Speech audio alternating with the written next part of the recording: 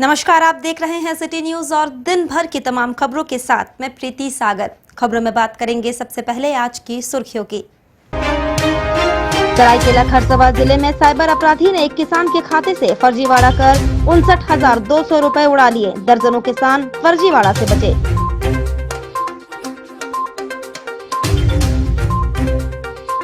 Sanchi auto stand पर auto चालक ने महिला के साथ की बदतमीजी, महिला ने किया विरोध।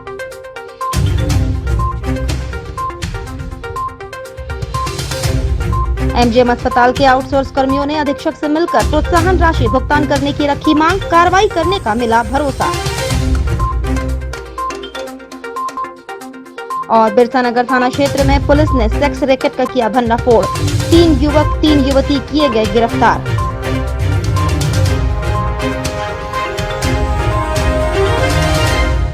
खबरें अब विस्तार से। सांची ऑटो स्टैंड में एक ऑटो चालक की बदतमीजी का मामला प्रकाश में आया है। सांची रामलीला मैदान निवासी रश्मि शर्मा शनिवार को धतकिडी जाने के लिए सांची ऑटो स्टैंड से ऑटो लिया। ऑटो वाले ने 15 रुपए किराए की बात कही और छोड़ने के लिए तैयार हो गया। उसके बाद महिला अपनी मां के साथ ऑटो में बैठ गई। ऑटो चालक धतकिडी की जगह कदमा की ओर लेकर जाने लगा। महिला ने जब इस बात का विरोध किया तो वह ऑटो चालक उससे बदतमीजी करने लगा और वापस से सांची ऑटो स्टैंड छोड़कर फरार हो गया।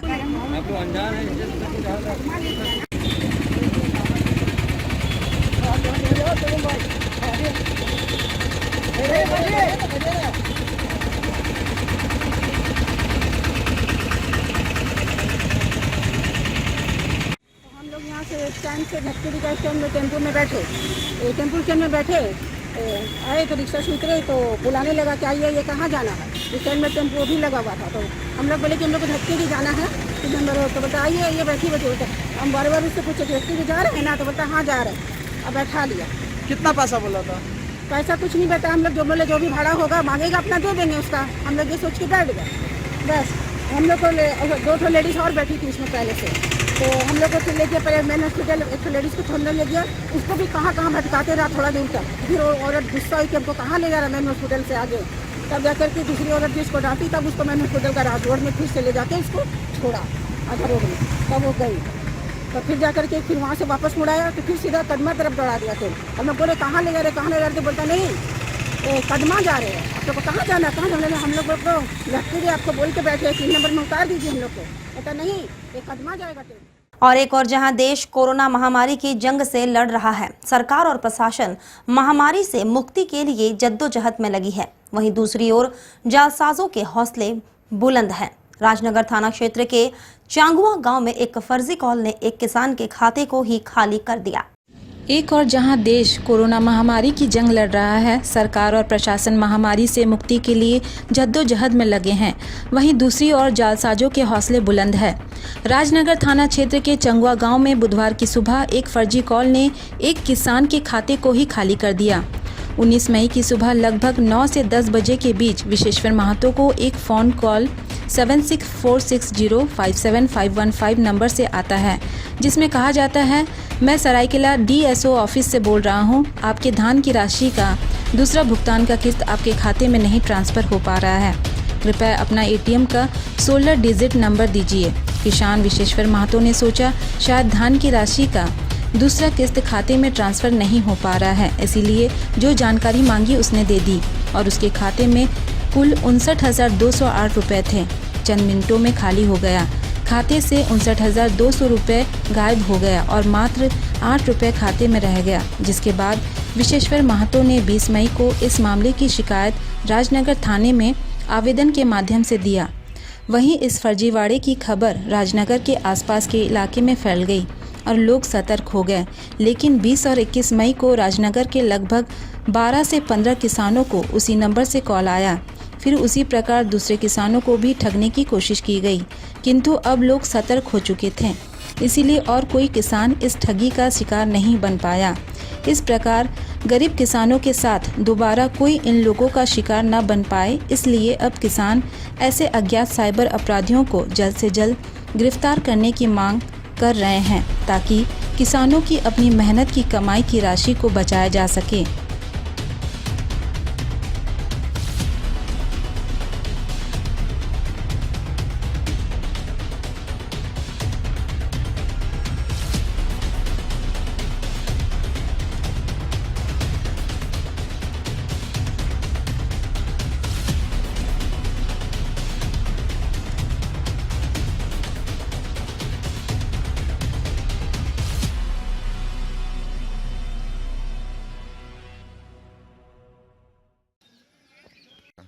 डीएसओ ऑफिस से आया था फ़ोन, वर्कर डीएसओ ऑफिस का हम स्टाफ हैं और आपका पैसा मैंने सेकंड पेमेंट भेजना है। क्या चीज़ का सेकंड पेमेंट? धान का LMC में जो धान दिए हैं उसका सेकंड पेमेंट भेज रहे हैं और किसी कारणवश नहीं जा रहा है और दूसरा अकाउंट है तो दीजिए और नहीं मैंने तो हम बोले दूसरा अकाउंट तो है ही नहीं मेरे पास। तो बोले कैसे होगा बाबू, नहीं तो 2-3 महीने लेट हो जाएगा। तो हम उसको बोला कि 2-3 महीने अगर लेट हो जाएगा तो अब थोड़ा तो दिक्कत है और बहुत आदमी फंस जाता है ऐसे में। तो हमारा दिमाग तो दूसरा तरफ से घूम गया और हम बोला कि ATM है, तो हम बोल दिया कि हाँ है। तो ATM का 16 डिजिट नंबर दिया, पार्टी वाला 3 ठो नंबर दिए। अब बोला ठीक है मैसेज जाएगा और आप मैसेज होगा 6 डिजिट नंबर रहेगा, आप बताइएगा। और बोला कि एक बार में नहीं जाएगा, आपका 4-5 बार में जाएगा। तो 4-5 बार जो आया हम उसमें ये किया, तो उसके बाद मैसेज में खाली एक ही तो पैसा काटा, खाली 19,500 रुपया काटा और बाद बाकी सब तो मैसेज आया ही नहीं। मैसेज में मैंने बताया नहीं। और उसके बाद हम बैंक गए, बैंक में देखे तो बैंक में मैंने पूरा पैसा काटा हुआ है, खाली 8 रुपया 20 पैसा बचा है। का जो कार्ड में पेमेंट प्राइस होगा रजिस्ट्रेशन वही देना होगा, कार्ड में लिखा होगा। अच्छा कार्ड ATM में देखिए लिखा है आपका, देखिए तो डेट लिखा है नीचे में। क्या लिखा होगा? डेट हाँ डेट। कौन सा डेट? डेट लिखा होगा, जो कार्ड इशू होता है ना वो डेट लिखा है कार्ड में। नहीं वो कार्ड में तो वो डेट नहीं लिखा है, उसमें खाली नंबर लिखा हुआ है। नंबर नहीं लिखा होगा, डेट लिखा होगा। क्या लिखा है देखिए तो पढ़ के। वही नंबर है, वो 3, 4, 5 सब वही लिखा है। नंबर रजिस्ट्रेशन नंबर देखिए ना क्या है, उसी में डाल देंगे पेमेंट। आप खाता चेक कर लीजिएगा, भी है आपके पास कार्ड? कार्ड तो है। हाँ देखिए ऊपर में क्या लिखा है, आपका नाम लिखा है। सर आप कौन बोल रहे हैं? हम DSO ऑफिस से बात करें, सराय से। कहाँ से? सरायकेला से। सरायकेला से। आपका शुभ नाम? दीपक शर्मा हुआ। क्या दीपक शर्मा? हाँ DSO ऑफिस से बोल रहे हैं सर। इतना जानकारी देने के बाद भी आप बोल रहे हैं कि नहीं। क्या कि आपका धान का पेमेंट एक किस्त चला गया है और हम दूसरा किस्त भेजने के लिए ये कर रहे हैं, तो आपका अकाउंट में नहीं जा रहा है। आपका अकाउंट कुछ प्रॉब्लम बता रहा है। पूछा कि आपका अकाउंट लेन देन कब तक हुआ है? हमने बोला हमारा लेन देन तो आज कल परसों ही हुआ है, अकाउंट कैसे ख़राब है? अकाउंट तो ठीक है। तो नहीं बोल रहा है, आपका पैसा भेज रहा है तो नहीं जा रहा है। नहीं जाने के बाद हम बोले ठीक है, हमारा तो दूसरा और अकाउंट है नहीं, हम नहीं दे पाएंगे, इस कारण से हम नहीं दिए। हाँ जानकारी इसका विशेश्वर महतो का खबर मिला कि ऐसे ऐसे हुआ। इसके बाद वही उसके एक दिन बाद ही हमको कॉल आया था। हाँ बहुत सारे लोगों को आया है। हमारे चाचा का लड़का मदन महतो, उसको आया है, नकुल महतो, नृपनारायण महतो, मिश्नो महतो। यही कहा गया कि DSO ऑफिस से बोल रहे हैं, अब भुगतान करना है, जल्दी किसानों को पेमेंट करना है, अभी खेती बाड़ी का समय है। सभी किसान चाहते हैं कि ये जो नंबर से कॉल आ रहा है, इस नंबर को ये करके पता लगाने का चेष्टा करे और सरकार इसको पकड़ने के लिए कुछ व्यवस्था करे, नहीं तो और कोई किसान इस जालसाजी में फंस सकते हैं। हमारे विशेश्वर महतो का तो पैसा चला ही गया। उधर जमशेदपुर के बिरसा नगर जोन नंबर 3 में पुलिस ने छापेमारी कर सेक्स रैकेट का भंडा फोड़कर 3 लड़के 3 लड़कियों को गिरफ्तार कर थाने में पूछताछ कर रही है। पुलिस बल ने सूचना के आधार पर बिरसा नगर जोन नंबर 3 के प्रधान कॉलोनी में छापामारी की। सूचना सटीक थी, लिहाजा पहले दरवाजे पर पुलिस ने दस्तक दी, लेकिन जब दरवाजा नहीं खुला तो जबरन पुलिस घुसी और अंदर घुसकर पुलिस ने आपत्तिजनक हालत में 3 लड़कों और 3 लड़कियों को पकड़ लिया। वहां से आपत्तिजनक सामान भी बरामद किया। उक्त मकान को वे लोग भाड़े पर लेकर यहां धंधा चलाते थे।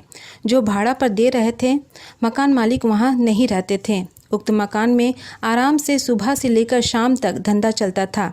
स्थानीय लोगों ने बताया कि वहां यह धंधा काफ़ी दिनों से चल रहा था और लड़कियां हर दिन ड्यूटी की तरह सुबह आती थी और शाम को चली जाती थी। वहां से पुलिस ने एक हुंडई वर्ना कार और एक बुलेट मोटरसाइकिल भी बरामद की है। पुलिस ने लड़कियों और लड़कों को पकड़ लिया है और बिरसा नगर थाना में उनसे पूछताछ चल रही है। पुलिस ने अब तक आधिकारिक जानकारी देने से इनकार किया है। बिरसा नगर जोन नंबर 3 में एक सूचना प्राप्त हुई कि एक मकान में किराया लेकर के वहाँ पर देह व्यापार चलाया जा रहा है। इस संबंध में टीम गठित करके जांच किया गया और घटनास्थल पर छापामारी की गई, यहाँ पर कि 3 महिलाएं और 3 पुरुष को गिरफ्तार किया गया है और आपत्तिजनक सामान वहाँ पर बरामद हुआ है। इस संबंध में कांड दर्ज करके आगे तक कार्रवाई की जा रही है। किनका घर था सर, और जो पकड़ाए पुरुष है वो कहाँ से है सर? सभी जमशेदपुर के रहने वाले हैं, अलग अलग थाना क्षेत्र के हैं और जिनका मकान है इस संबंध में जांच की जा रही है और आगे बढ़ाया जा रहा है। महिलाएं भी जमशेदपुर से या बाहर से आती थी? ये महिलाएं जमशेदपुर के विभिन्न अलग अलग क्षेत्रों से। वहीं स्वास्थ्य सुरक्षा सप्ताह के तहत लगाए गए लॉकडाउन को कड़ाई से लागू करने के लिए शनिवार को उड़ान दस्ता की टीम ने राजनगर बाजार का अचौक निरीक्षण किया। निरीक्षण के क्रम में सरकार के गाइडलाइन के अनुसार खोले गए दुकानों में सोशल डिस्टेंसिंग, फेस मास्क पहनना है या नहीं, दुकानदारों को दुकान में ग्राहक को सरकार का नियम पालन नहीं करने पर सामान नहीं देने की सलाह दी। दुकानों का निरीक्षण करने के बाद साप्ताहिक बाजार में लगाए गए सब्जी दुकान का भी निरीक्षण किया। सभी सब्जी दुकानदारों को दूरी बनाकर दुकान लगाने की सलाह दी। सभी दुकानदारों को यह चेतावनी भी दी कि सरकार द्वारा दिया गया दिशा निर्देशों का उल्लंघन करने पर कार्रवाई की जाएगी। उड़ान दस्ता की टीम में मजिस्ट्रेट के रूप में सहायक अभियंता विजय कुमार महतो, कनीय अभियंता मनोज गुप्ता एवं पुलिस बल शामिल थे। ये हम लोगों को उड़ान दस्ता में ड्यूटी दिया गया है फ्लाइंग स्क्वाड में। कोविड सुरक्षा सप्ताह मनाया जा रहा है सरकार की ओर से, तो हम लोगों को सुरक्षा सप्ताह के मद्देनजर जितनी भी नियमावली है उसका उल्लंघन नहीं है, हम लोग इसको देख रहे हैं। जो भी चीज़ का परमिशन जिस दुकान का नहीं है वो दुकान ना खुले, सोशल डिस्टेंस मेंटेन रहे, ये सब हम लोग देख रहे हैं। पहली बार में 2-3 दुकान को देखा गया, जैसे कपड़ा दुकान था, जूता दुकान था और इलेक्ट्रिक पार्ट्स का दुकान था।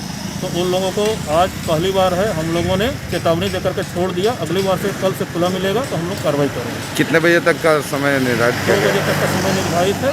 जितना भी परमिसिबल दुकान है 2 बजे तक खुल सकते हैं। 2 बजे के बाद सभी दुकानों को बंद रखना है, मेडिकल को छोड़ के वगैरह 2 बजे तक खुले रहेंगे, 2 बजे के बाद बंद हो जाएगा। और जमशेदपुर में मिनी लॉकडाउन की अवधि में बेवजह घर से बाहर निकलने वालों को अब प्रशासन काफी सूझबूझ के साथ पकड़ने में जुट गई है। जहां पहले निर्धारित चेक पोस्ट पर पुलिस चेकिंग हो रही थी, वहीं अब उन चेक पोस्ट के बदले पुलिस के द्वारा अन्यत्र चेकिंग शुरू कर दी गई है। गौरतलब हो कि सांची इलाके से बारडी और मानगो इलाके से धतकिड़ी को जोड़ने वाली बागी जमशेद गोल चक्कर पर पुलिस चेक पॉइंट नहीं था, बल्कि चेक पोस्ट 200 मीटर की दूरी बनाया गया था और इसी का फायदा बेवजह घूमने वाले लोग उठा रहे थे। लोग उक्त चेक पॉइंट से पहले पड़ने वाले सर्विस लाइन से घूमकर निकल रहे थे और पुलिस के हत्थे चढ़ने से लगातार बच रहे थे। लेकिन जिला प्रशासन ने इसको भांपते हुए शनिवार से अचानक चेक पॉइंट्स के बदले अनियंत्रित चेकिंग शुरू कर दिया, जिससे बड़ी संख्या में बेवजह घूमने वाले लोग पकड़ाए और उन पर खुद ट्रैफिक डीएसपी ने कार्रवाई की।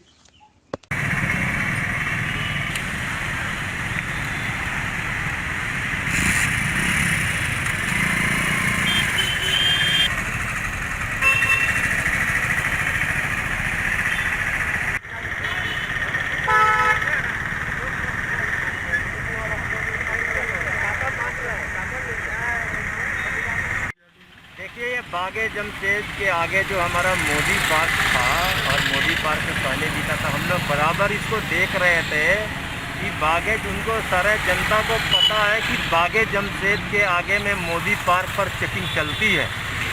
तो ये जो ट्रिपल राइडर हैं या जो बिना ई पास वाले हैं या जो बिना हेलमेट वाले हैं, ये बगीचा के बगल वाला रोड पकड़कर और ये लोग चुपचाप निकल जाते थे। परिस्थिति को हम लोगों ने आकलन किया और आकलन के उपरांत हम लोगों ने इसको कोविड में चेकिंग को सख्त करने के लिए हम लोगों ने ये बागे जमशेदपुर पर चेक पोस्ट लगाया, जिसमें इस दोनों रास्ते को हम लोगों ने फिलहाल वन वे किया है। वक्त तो चला है अब एक छोटे से ब्रेक का। ब्रेक के बाद खबरें और भी है, तब तक के लिए देखते रहिए city news.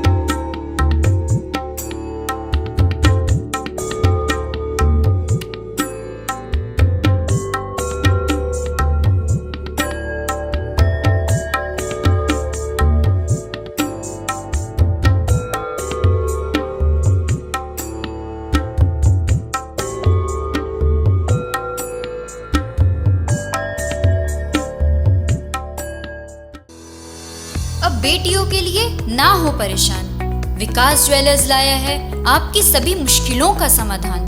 Jewelleries, ladies wear और लेडीज स्पा सैलून एक ही फ्लोर में आपको उपलब्ध होंगी ये सारी सुविधाएं। विकास ज्वेलर्स में हर तरह की ज्वेलरी उपलब्ध है। आकर्षक गिफ्ट्स, ऑफर्स और इंस्टॉलमेंट के साथ मिनी मॉल फैशन बाजार में आपको उपलब्ध होंगी सभी तरह की ladies wear, kids wear, cosmetic items उचित मूल्य पर। Ladies purse, bags, sandals, party wears and casuals for females अब हर रेंज में उपलब्ध है। The beauty ladies spa and salon में आपको मिलेंगी वर्ल्ड क्लास सुविधाएं लॉरियल प्रोफेशनल्स के तरफ से। स्वागत है आपका शॉपिंग मॉल में। हमारा पता first floor, Sasa market, old Purulia road, near Azad Nagar थाना, Mango, Jamshedpur. Contact number 0657 29 56158। Break के बाद मैं प्रीति सागर एक बार फिर से आपका स्वागत करती हूं। विश्व में सभी भक्ति कमेटी को उनके क्षमता अनुसार अखंड कीर्तन का स्लॉट मिला हुआ है। विश्व स्तरीय 100 घंटे का अखंड कीर्तन में जमशेदपुर एवं उसके आसपास के जिले में सभी आनंद मार्गी अपने अपने घर पर रहकर 3 घंटे का बाबा नाम केवलर अखंड कीर्तन किए। स्लॉट सुबह 8 बजे से 11 बजे तक का था। आज वेबिनार से संपन्न हुआ। लोग घर में भी सुरक्षित रहने के लिए मास्क पहनकर ही कीर्तन किए।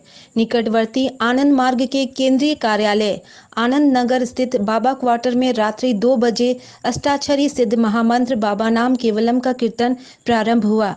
यह कीर्तन जमशेदपुर सहित झारखंड, भारतवर्ष के प्रत्येक राज्य एवं दुनिया के 160 देशों में ऑनलाइन 100 घंटे तक निरंतर गाया जाएगा। 26 मई को प्रातः 6 बजे कीर्तन संपन्न होगा। कीर्तन की महिमा बताते हुए आचार्य सवितानंद अवधूत ने कहा कि मनुष्य के हिंसक प्रवृत्ति के कारण वातावरण में भय और चित्कार का तरंग बह रहा है। संयमित जीवन, सात्विक आहार, विचार और व्यवहार से महामारी को हराया जा सकता है। सामूहिक कीर्तन करने से बाधाएं समाप्त हो जाती है, चिंता भी दूर हो जाता है।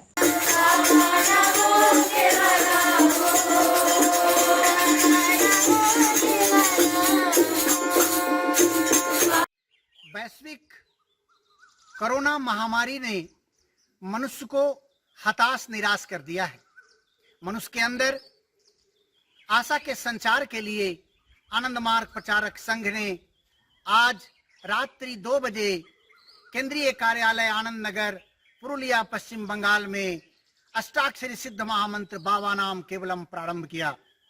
यह कीर्तन जमशेदपुर सहित झारखंड के सभी जिलों और विश्व के 160 से अधिक देशों में किया जा रहा है। यह 26 मई को संपन्न होगा। मित्रों, मैं आपसे एक बात कहना चाहता हूं।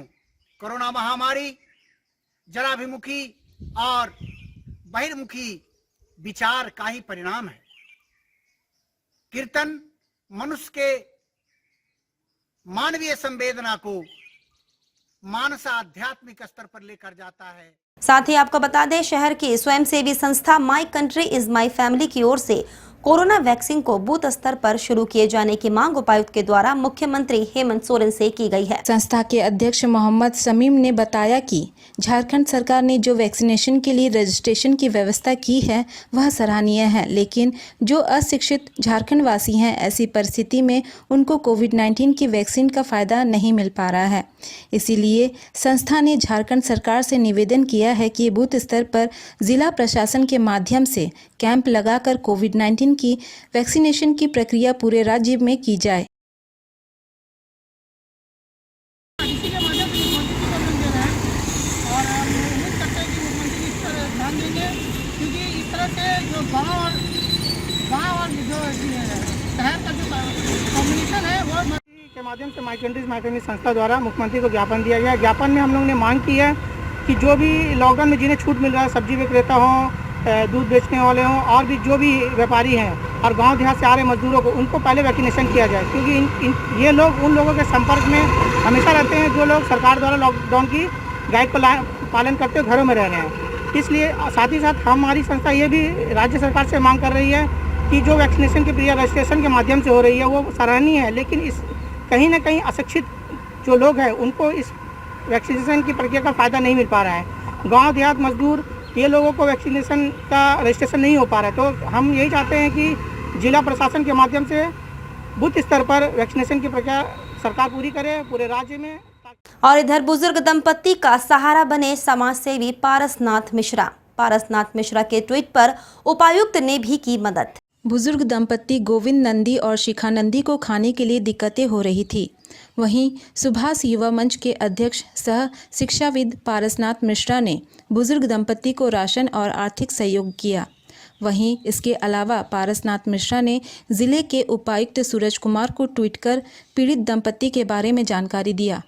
वहीं उपायुक्त ने देर न करते हुए पीड़ित दंपत्ति को मदद किया और 1 महीने का राशन भिजवाया और राशन कार्ड बनाने का निर्देश दिया।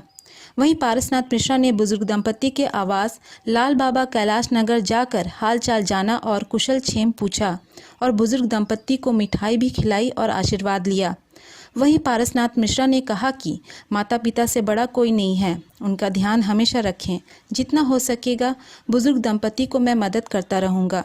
इतना ही नहीं, उन्होंने ज़िले के उपायुक्त सूरज कुमार को बुजुर्ग दंपत्ति के मदद करने के लिए धन्यवाद भी दिया। देते हैं और वो आपका आधार कार्ड लिए हैं और उसके बाद जो है आप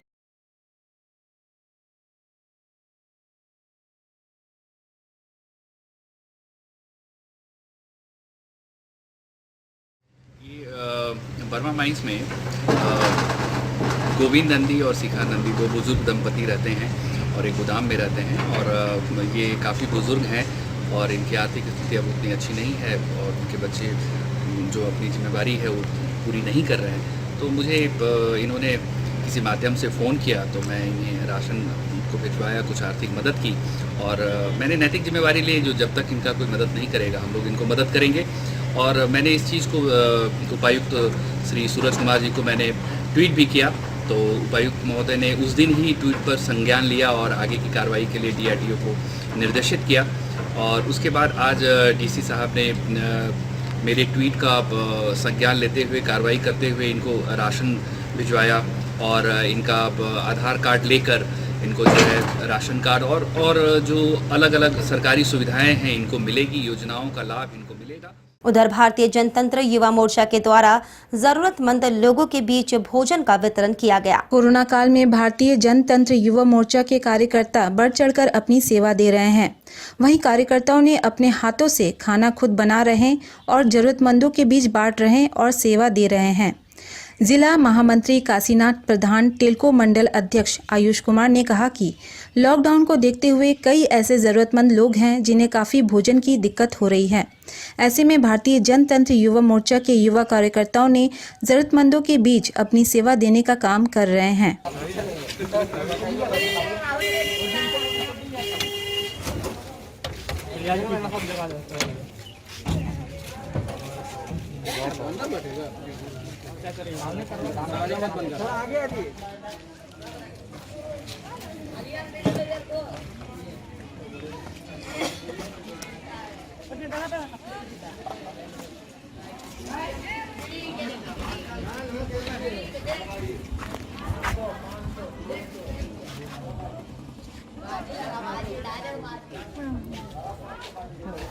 भारतीय जनतंत्र मोर्चा ये जिला इकाई और टेल्को मंडल के संयोजन से माननीय विधायक जी के दिशा निर्देश पे, सरयू राय जी के निर्देश पे हम लोग पिछले 4 दिन से गरीबों में भोजन का वितरण कर रहे हैं। आज शनिवार है तो आज हम लोगों ने खिचड़ी बनाई है, कल हम लोगों ने चावल दाल सब्जी बनाई थी और ये लगातार हम लोग सुरक्षा सप्ताह में चलाएंगे क्योंकि हम लोग देख रहे हैं कि लोग कोरोना से कम और भूख से ज़्यादा दिक्कत हो रहा है, उनको लोग मर रहे हैं।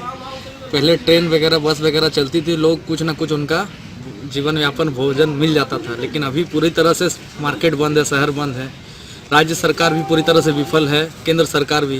कोरोना में मास्क और सैनिटाइजर बांट देना ही सॉल्यूशन नहीं है। तो हम लोग युवा मोर्चा एक जूम मीटिंग के तहत एक डिसाइड किए कि नहीं, हम लोग से जो हो पाएगा हम लोग अपने कंट्रीब्यूशन से, पॉकेट मनी से हम लोग कुछ ना कुछ सब्जी दाल ये सब बना के हम लोग निरंतर बांट रहे हैं। हम लोग गरीबों एवं ज़रूरतमंदों को भोजन पहुंचाने का ही सेवा कर रहे हैं। इसलिए क्योंकि ये जो पैंडेमिक चल रही है अभी पूरे देश भर में, तो इससे जितने भी गरीब लोग हैं उन्हें भोजन की व्यवस्था उन तक नहीं पहुंच पा रही है। तो जितने भी ज़रूरतमंद है, बस्ती के लोग हैं या फिर जो गरीब लोग रोड पे घूमते हैं, जब तक दुकानें खुली रहती थी, जब तक बसें और जितनी सेवाएं चालू थी, तब तक उनको कुछ ना कुछ मिल जाती थी। लेकिन इस व्यथा में उन्हें कुछ मिल नहीं पा रहा है, खास करके भोजन। इधर एमजीएम अस्पताल के आउटसोर्स कर्मियों ने महामारी के बीच प्रोत्साहन राशि नहीं मिलने पर शनिवार को अधीक्षक का घेराव किया। कोल्हान के सबसे बड़ा सरकारी अस्पताल एमजीएम अस्पताल के आउटसोर्सिंग कर्मचारी सरकार और स्वास्थ्य विभाग के उदासीन रवैये से नाराज नजर आए। शनिवार को अस्पताल के आउटसोर्स कर्मी अधीक्षक संजय कुमार और उपाधीक्षक नकुल चौधरी से वार्ता कर प्रोत्साहन राशि देने की मांग की। इन्होंने सरकार और स्वास्थ्य विभाग से कोरोना काल के दौरान नियमित पारा मेडिकल कर्मी एवं अनुबंधित स्वास्थ्य कर्मियों के तर्ज पर उन्हें भी प्रोत्साहन भत्ता दिए जाने की मांग की। उपाधीक्षक नकुल चौधरी ने आउटसोर्स कर्मियों से लिखित आवेदन देने को कहा। डॉक्टर नकुल चौधरी ने आउटसोर्स कर्मचारियों के प्रयासों की सराहना की। उन्होंने कहा कि बगैर आउटसोर्स कर्मचारियों के इस वैश्विक महामारी पर विजय नहीं प्राप्त किया जा सकता। उन्होंने आश्वासन दिया कि विभाग और सरकार को इससे अवगत कराया जाएगा।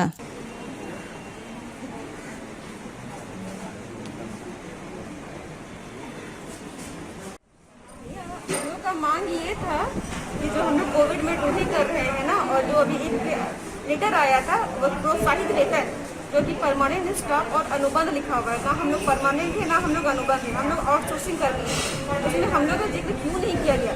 जबकि आउटसोर्सिंग ही पूरा कोविड वार्ड संभाल रहा है, इंचार्ज पद संभाल रहा है, तो फिर हम लोग को प्रोत्साहित वेतन क्यों नहीं मिलेगा और एक्स्ट्रा हम लोग को पैसा क्यों नहीं मिलेगा कोविड वार्ड के नाम से? यही हम लोग का मेन मुद्दा है। तो अभी किससे मिलना है? अभी हम लोग सुपरिटेंडेंट सर से मिलने आए थे और डीए सर से मिले हैं। हम लोग को सांत्वना मिला है कि डीसी सर से बात हो गया है, कल परसों कुछ दिन के बाद हम लोग को जो लेटर है वो आ जाए। ये आउटसोर्सिंग स्टाफ लोग आए थे। सरकार की तरफ से घोषणा की गई है कि कोरोना का जो ये 1 साल से ज़्यादा का पीरियड है, जिन लोगों ने भी कोरोना के लिए काम किया है उन लोगों को सरकार की तरफ से प्रोत्साहन राशि दी जाएगी।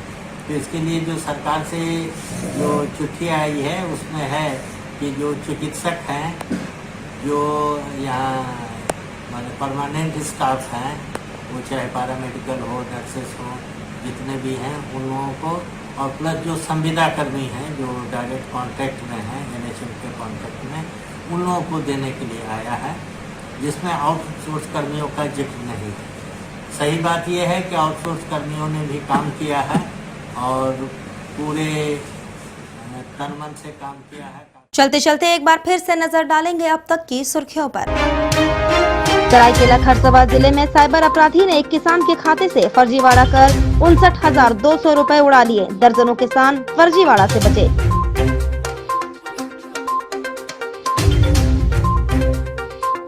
सांची ऑटो स्टैंड पर ऑटो चालक ने महिला के साथ की बदतमीजी, महिला ने किया विरोध।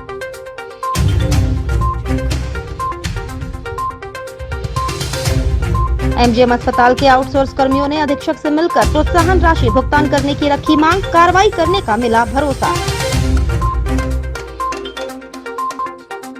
और बिरसा नगर थाना क्षेत्र में पुलिस ने सेक्स रैकेट का किया भंडाफोड़, 3 युवक 3 युवती किए गए गिरफ्तार।